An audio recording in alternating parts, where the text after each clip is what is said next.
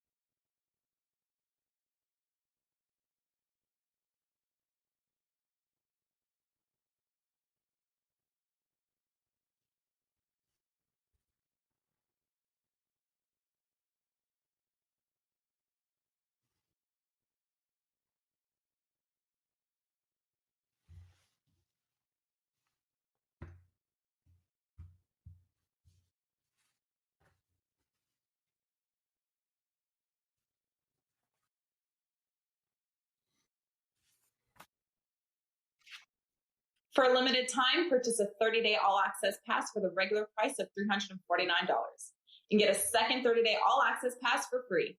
For the next 60 days, you will get all plays released across all sports from your favorite Wager Talk handicapper, including 5% best bets for under $6 per day. Have an existing all-access pass? No worries. Your 60 days won't begin until your current package expires. This offer expires Sunday at midnight. Don't pass up your chance to get 60 days of picks for the price of 30.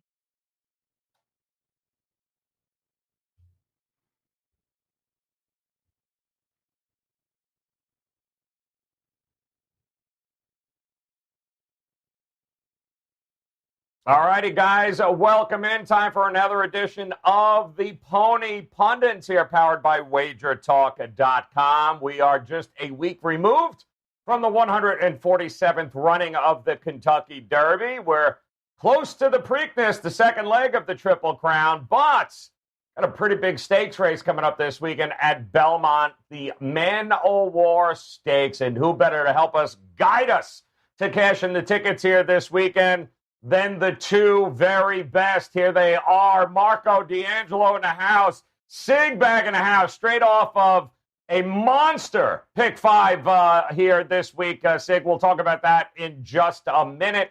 But Marco, I want to come to you first and get your quick thoughts on last weekend's events, what we saw at the Kentucky Derby, and what do you think it means moving forward here to the Preakness? Good afternoon. Well, Joe, as soon as they crossed the wire, all I had to say was effing Bob Baffert once again. That's just unbelievable. This horse, the $1,000 horse that was resold for $35,000 as a 2-year-old, wins the Kentucky Derby. And honestly, Joe, the race was done pretty much at the start. At least it definitely was done for my top choice. Rock Your World got rocked right out of the gate and out of the race, ended his shot at the Derby. And then Essential Quality and Hot Rod Charlie had a little problems out of the gate, but they got themselves back in position, had a chance at the top of the stretch. I thought one of them was going to go by Medina Spirit, but neither one of them did. So kudos to Bob Baffert and team. They got it done once again. We'll see what happens come next Saturday for the Preakness. Be interesting. Bob's going to have to race two of his horses against one another.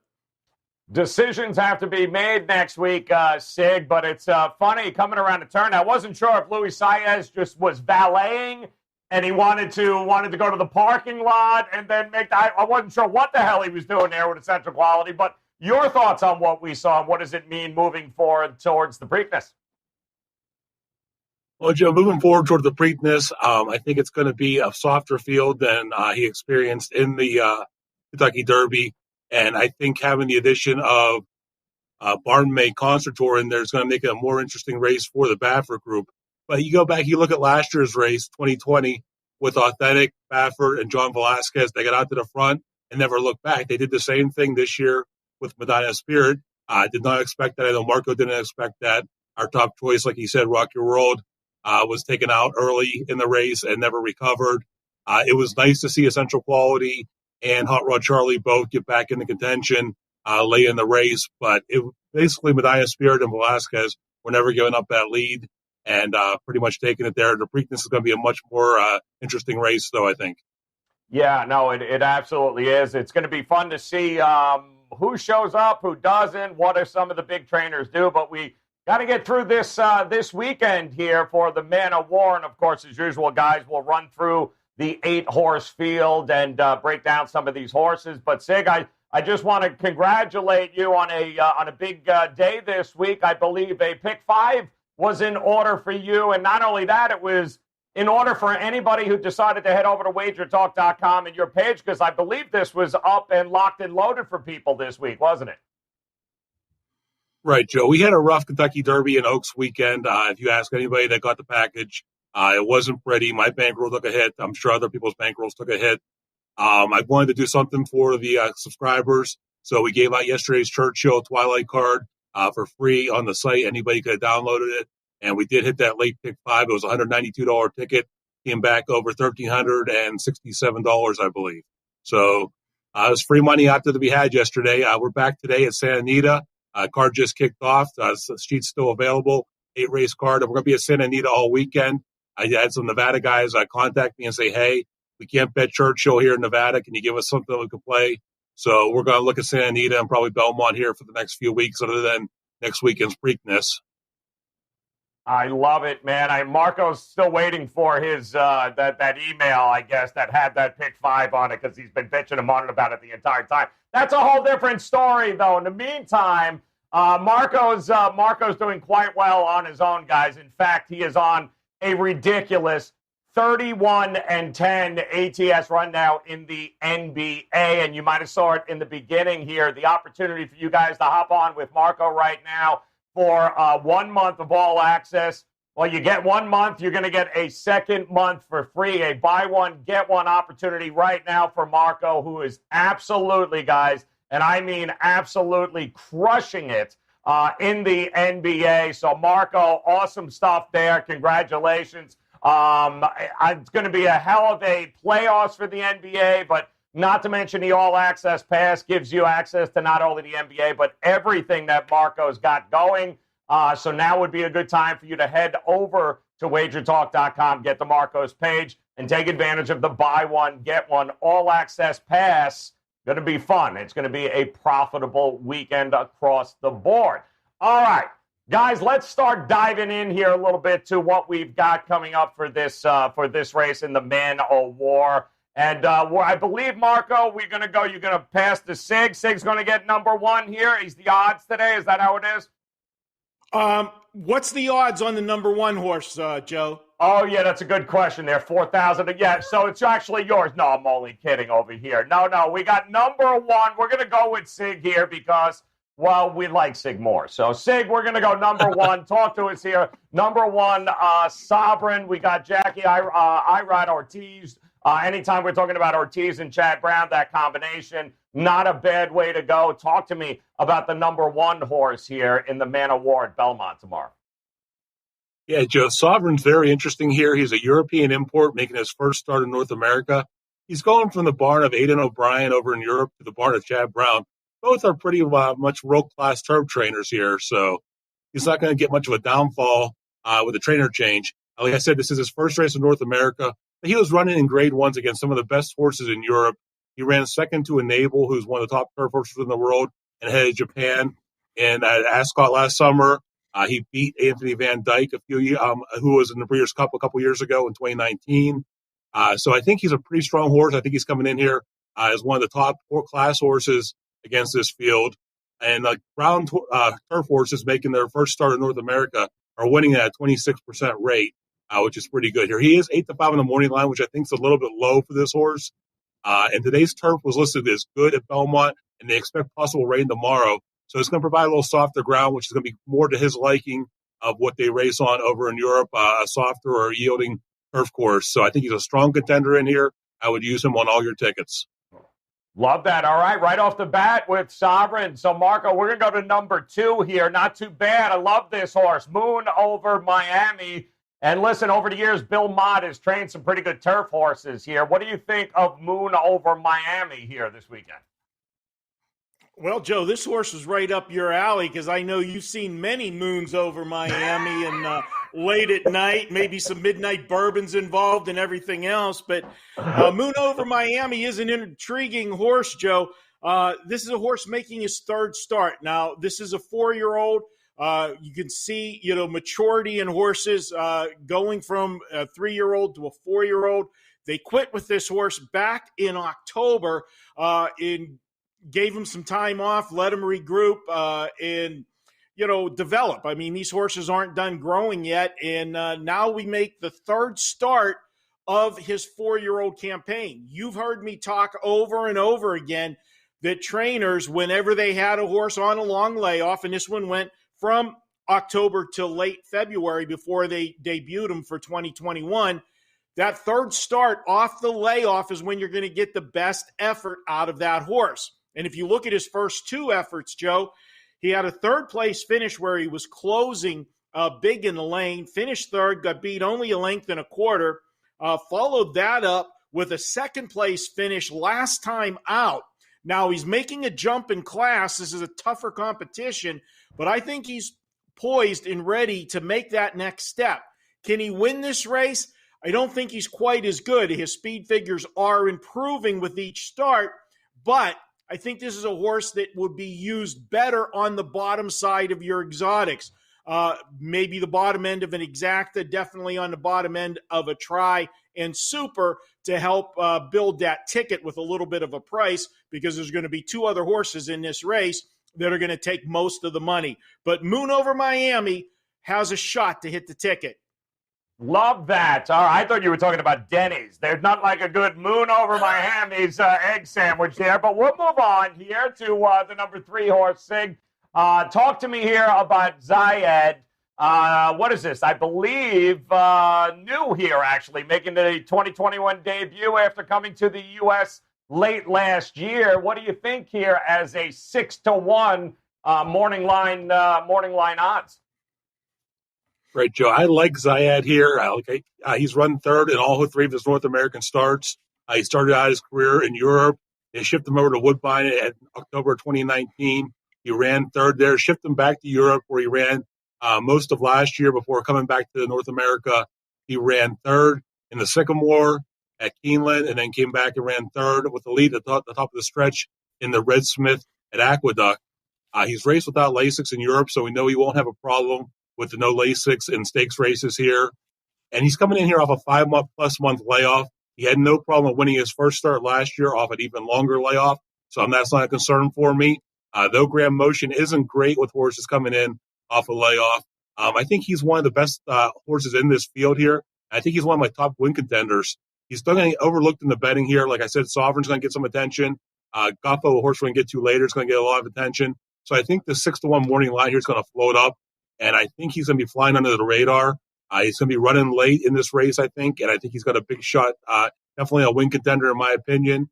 And definitely on your tickets if you're playing exotic tickets. I think Zayed has to be on your tickets. Yeah, I can't think of a better horse for Marco to break down than the number 4 horse here, guys. Let's talk about So High, because you probably have to be that high, Marco, to bet him at 50-1. This is, listen, it's an 8-horse field, Marco, but this just feels like one of these horses where you're going, what's going on here? What do you think right now with So High? Yeah, what's going on is I got the even numbers and Sig got the odd numbers, and I get all the horses that are on the way to Elmer's glue factory. I'll tell you, this is the only thing I could say about number 4, So High. I would have to be as high as Tony Finn high to bet this horse. Okay? Now, Joe, for viewers that don't know Tony Finn, you can check out any of our other shows. You know how high that is, Joe. That's how high you got to be to get this horse. This is a horse that was claimed for $25 $65,000 a few starts ago. And they put him in a grade 1 stake race going for $700,000. This horse has 2 wins. They were both cheap races that the horse won. I don't know what they were thinking. The only thing I can figure is when they dropped the entry in the entry box, they put it in the wrong number race because there's no reason this horse should be in here. This is an absolute pitch for me. If this horse hits the ticket, well, obviously I will not have a winning ticket, but I will be out there, probably needing to call Tony to, ease the pain of this one because I can't see so high on any circumstance. 7 horses could fall down, and this horse will still find a way to lose. Woo, man, I got to tell you, that sounds like a long shot. I don't know, but you might be eating a few moons over Miami before it's all said and done, backing so high. All right, Sig, we're going to move to Channel Cat here, number 5, 10-1 morning line here. Just had a pretty good speed figure there, I believe, in the Elkhorn last time out. So talk to me about Channel Cat and the chances of hitting the board. Yeah, Joe, he's now 6 years old, but this horse just keeps on running, keeps on showing up and running every race, basically either hitting the board or being a contender in here. Strong effort last out, you just said, in the Elkhorn Stakes at Keeneland.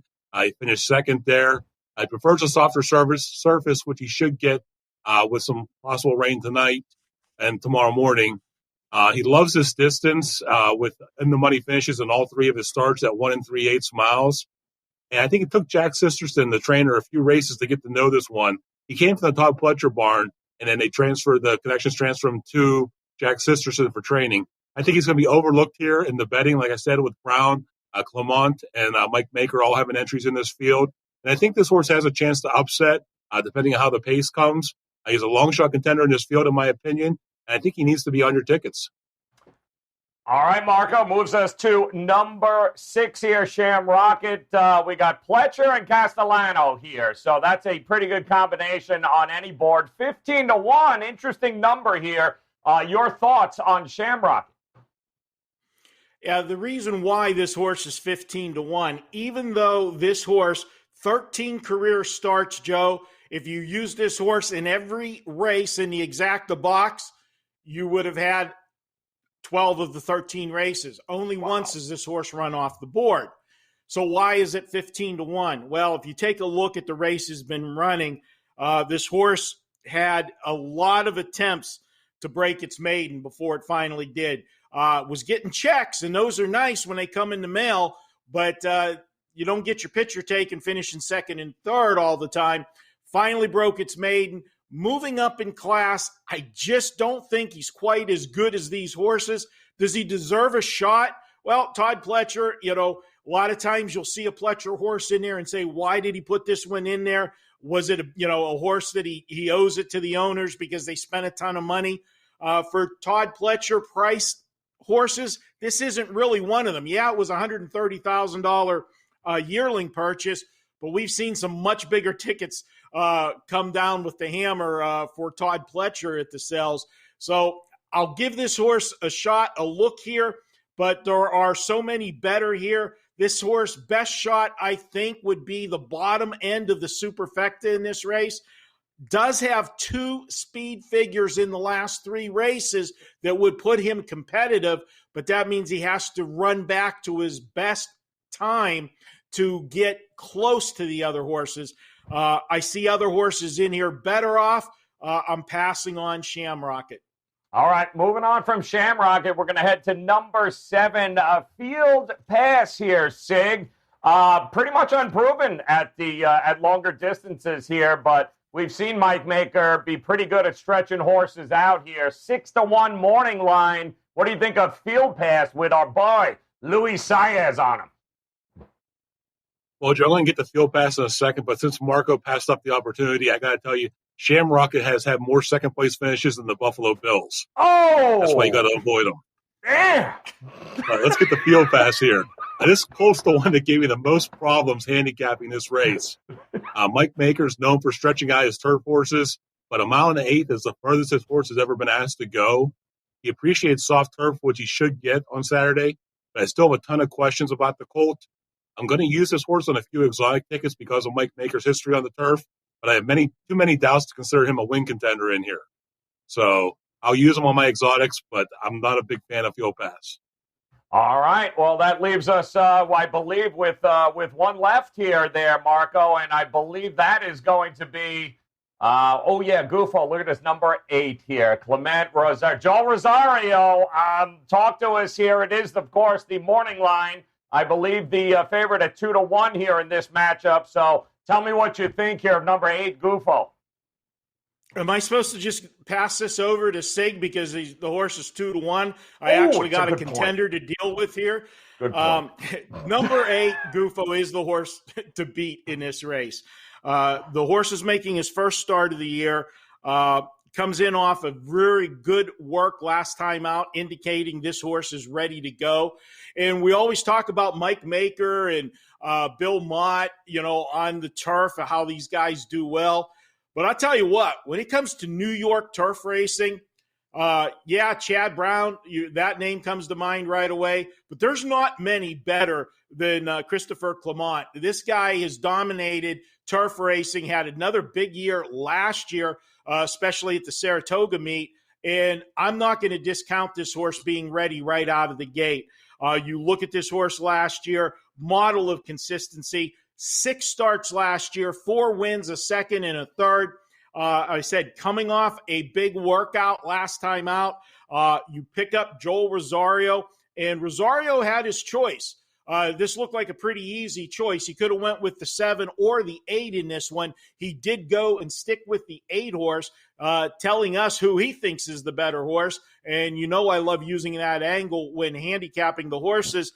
So I'm going to go with a good turf trainer. I'm going to go with one of the best jockeys in the country in Joel Rosario, and I'm going to go with a horse that's coming off a very sharp workout. And first off the bench, I think he gets the job done. This is the horse to beat, number 8, Gufo. All right, there you go, guys. Belmont, we're talking Man O' War Stakes. Those are your 8 entries there. We'll get to the best bets in just a second. Quick reminder, though, Sig coming off of that pick 5 there at yesterday, as a matter of fact, making some folks an awful lot of dough here, and his Churchill report there last night, as well as all his daily racing reports available at wagertalk.com, and they are always available, guys, on race days by 9 a.m. Eastern time. All you have to do, of course, is visit Sig at wt.buzz/Sig. That's wt.buzz/Sig.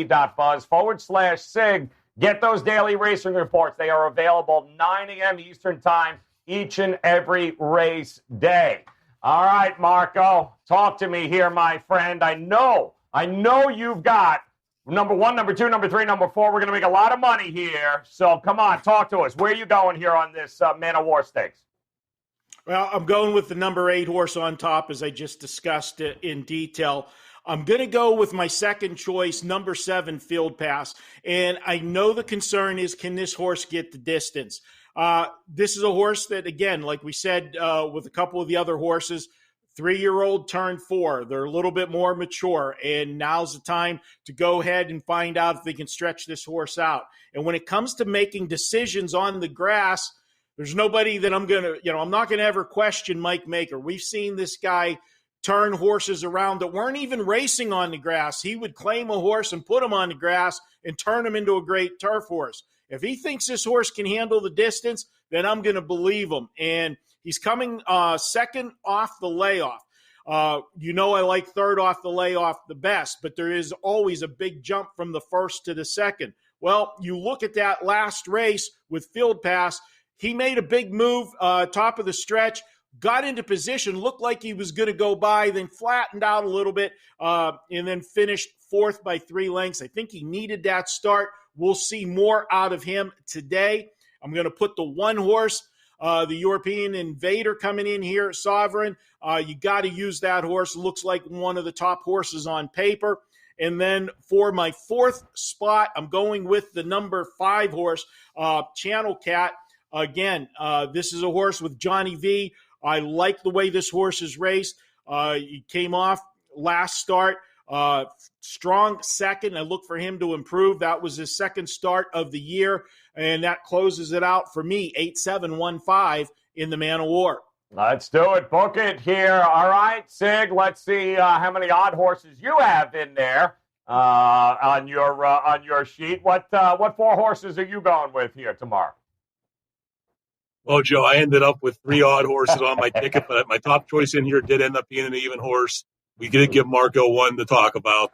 Guffo. I think we're going to get a lot of value of Guffo here. I think the Chad Brown runner, Sovereign, the one horse, is going to get a lot of attention at the betting windows based on his history, based on the connections of Irad and, Chad Brown. And I expect him to sit on a really nice trip here and be running late. Joel Rosario is the best jockey, in my opinion, at timing that late run. I think they're going to get a slow pace in here early, so I think it's going to set up pretty well for him to have a lot left in the tank. I think Guffo makes a big run here late. I did use Zayat here, who I think is going to be sitting on a big race as my second choice. Sovereign, you can't discount here. I think all 3 of those, I think, are top win contenders. I think you could just box those up there on Exacta. And then I did lay on Channel Cat. The old man at 6 now just keeps on running and keeps on hitting the board and being a part of the mix here in every race. So 8-3-1-5 is how I saw this race.